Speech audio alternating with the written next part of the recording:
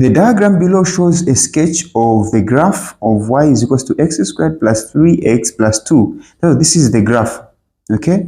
Passing through the points A and B here. Even this point, right? Yes, but it didn't indicate here, so I think there's no use to finding this point. Okay, so the first question here is saying, find the coordinates of A and B. Oh, wow, nice. A and B. Now listen and listen very, very carefully. This is the x-axis, and the value of y here in the x-axis is 0. So here y is equals to 0. You should know that. In the y-axis, the value of x in the y-axis is 0. So if you want to find the value of x here in the x-axis here, we should substitute y with exactly 0. In the x-axis, in the y-axis as well, if you want to find any point in the y-axis, you should substitute x with 0. Let's do exactly the start. Okay? So let's first find A. So to find A, we're going to substitute y with 0. So solutions here. A. Question A, 1. We substitute 0 where in this function. So let's write down the function y is equals to x squared plus 3x plus 2. Okay, since y is 0 in the x-axis, we're going to substitute y with 0, but let me just write it like this. X squared plus 3x plus 2 is equals to 0. It's the same as when you put 0 this side. Okay, is equals to 0. Let's now calculate. Now let's solve the value of x by factorization. So we're going to find the product of a and c, and a is the number in front of x squared, which is simply 1. Then c is the constant here, which is just 2. So 1 times 2 is 2. So the product is 2. Then the sum is b. And what is b? b is positive 3. Check this out. Look for two numbers or two factors of 2 such that when you multiply them should give you positive 2. When you add them should give you positive 3. It is the same 1 and 3 and 2. Now use the same factors you found to split b. Okay, use these two to split this one so that we factorize by grouping. That's the whole essence of doing this. We're factorizing by grouping. So it will be x squared replaced with 1 is the positive 1. So we can't write positive 1x. Let's write x positive 2x. Then this one, write it the way it is like this, is equals to 0. Okay, now we have 4 terms we can factorize by grouping. So these two and these two. What is common here? X is common. Okay, we can see that x is common. X into x squared, it is just x. There's a positive number and there's a positive here, and this is positive, so just be plus. X into x is just 1. Common factor here is 2. 2 into 2x, we just remain with x. Positive, just a positive. 2 into 2, 1 is equals to 0. Now, you can check here if what you are doing is correct. If what is in the bracket here is the same, just know that you are doing the right thing. Okay? But if what you are doing here is different, probably, not probably, you may be doing, you are doing something wrongly. Okay, so you have how many terms? You have 2 terms. You have this one and this one. What is common between these 2 terms? you find that x plus 1 is common. Open bracket, you just write this x which is outside here and the plus 2 which is outside here. Why doing this is the same as, since this is common, you factorize now by common factor. X plus 1 is common, x plus 1 is common. So x plus 1 into x plus 1 will remain with x. X plus 1 into x plus 1 will remain with 2. This is what we have. Now, we don't want to factorize. If you're just factorizing, the answer would have been this. Since there's an equal sign here, meaning we want to find the actual values of x. Now, you can just write x plus 1 is equals to 0, equate to 0, or x plus 2 is equals to 0. Then so for x is equals to, when my positive 1 crosses the cosine, it becomes negative 1. Or when this positive 2 crosses the cosine, it becomes negative 2. So we have two answers, negative 1 and negative 2. Which one are we going to get? Check. This is the center and 0. There is this. So it means, so these our answers are telling us that the curve is cutting x-axis at 2 points on the negative side. The other one is negative 1, and the other one is negative 2. And they are asking us to find this coordinate and this coordinate, not this one. So we are not going to consider this one. We're going to consider this one. So you can say the coordinates of A, what is the value? So x is negative 2. What is the value of y? We've substituted y with what? 0, because y in the x-axis is 0. Okay? And listen very carefully. The value of y here is the constant number. The value of yb here is a constant number. Let's solve. Let me show you that you can just get 0, 2. Y is equals to, let me use different color so that you see what I'm doing.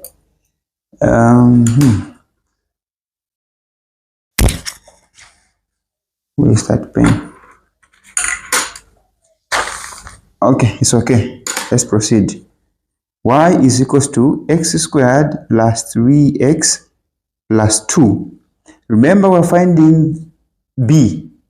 What is the value of x? So we're going to substitute x with what? Wherever there is x with 0, like we've done for y. So y is equals to 0 squared plus 3 times 0 plus 2. So y is equals to, this is 0, this is 0, is equals to 2. Therefore, b, the coordinates of b will be not 2, 0, but you always start with x, 0, 2. So here is going to be b is 0, 2. It's as simple as this. Okay? Simple as this. Now, listen. We are asked to find the minimum turning point. It's just at the minimum value of the curve. Okay, and the minimum value is where there is this turning, the y value of the turning point, in other words. So the answer should be negative. That is just a secret, because it's on this negative side and it's just down here. Minimum usually is negative most of the times. Now, what is the formula for minimum value? It is very simple. Let's solve it from this side. The formula is y is equals to 4ac minus b squared over 4a. Then let's substitute y is equals to 4. What is the value of a in this equation? A is 1. So we're going to substitute with 1. What is c? C is the constant number, which is just 2. Minus, what is b? 3, and it will be just 3 squared divided by 4 multiplied by a, which is just 1. Okay, I hope you are following. Okay, If you like this channel and the teaching and how things are explained, consider subscribing, guys, even liking the video. Let's proceed. Now, since we are not using a calculator here, so you can't punch everything on the calculator, so we simply just simplify, make it simple. Okay, 4 times 1 times 2 is 8. 4 times 1, 4 times 2, 8. So we just write 8 minus 3 squared. It is 3 times 3, which is just 9. 4 times 1 is just 4. Is equals to y is equals to 8 minus 9 is negative 1 over 4. So this is the answer. Negative 1 over 4 is the minimum value. Okay. Minimum value. Oh, there is a last question. It's not under this topic, it's under indices. Okay, so let's solve it as well. Okay, because it's part of this question, which is question B. We are asked to solve the equation 81 minus 27 to the power x is equals to 0. Listen and listen very carefully. So here, let's just leave the number which has an x on the left side. Okay, let's take the 84 to the other side. So this side will just remain with negative 27 to the power x is equals to 81. Oh, negative 81, because the sign will change. Since it's positive, when it crosses the cosine, the sign will what? The sign changes. Okay, now you can say divide both sides by negative 27, negative 27. This is not 27x. It is 27 to the power x, negative 27 to the power x. So what you do, first let's divide by negative so that you get rid of negative 1, even this are negative 1, so that you get rid of a negative. We just deal with positive numbers. So 27x to the power x is equals to negative divided by negative is positive. So you can just write positive 81. Then when you reach this stage, you need now to make bases the same. How can you make these two having the same bases? Which number can we use? We know that we can't use 2. No. There's no way 2 can give us 27. The rest of the power, any number give us 27. 3, yes. 3 to the power 3 is what? This is 27. So the x is there. Now can 81 be written to the power of 3? Yes. I mean to the base of 3? Yes. It can be written as 3 to the power 4. Okay. 3 to the power 4. Now bases are the same. Just to get the powers. When you get the powers, it will be 3 times x, 3x. This is equals to, just get the power there, 4. So over 3 over 3. Then this 3 and this 3 cancel. Therefore, x is equals to, so this is improper fraction, so you can leave it as mixed fraction. 3 into 4, 1. Remainder 1 over 3. And this is the answer. Now, you can check if, now you can prove if your answer is correct, but don't do this in the exam. So you can say, is this visible? It's not. How about this one? Somehow. So you can say, substitute 4 over 3 where there is 27 for x. Since x is this one, you can just write 27 to the power 4 over 3. Okay? What is the answer? We should find 81. Okay?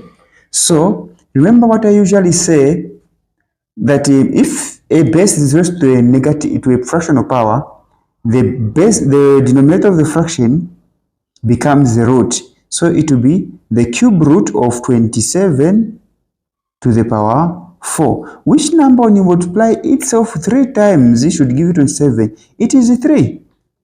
So it will be 3 to the power 4. And what is 3 to the power 4? 81. Okay? 81. So our answer here is 100% correct. Remember to subscribe, guys. Comment. Okay, this is the only way you can help the channel grow. As we proceed to the next question, please just like the video.